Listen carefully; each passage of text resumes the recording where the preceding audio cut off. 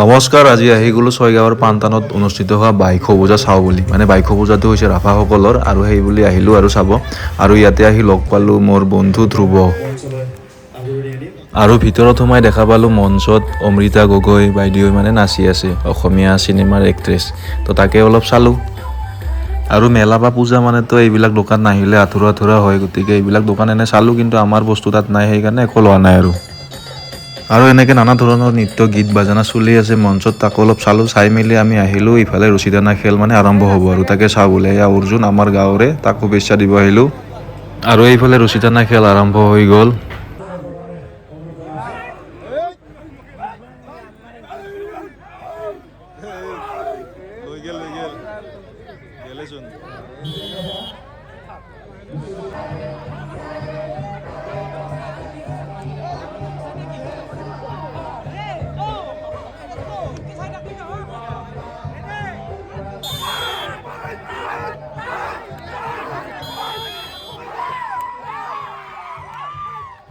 আৰু অৱশেষত অৰ্জুনৰ টীমটোৱে জিকিও গ'ল।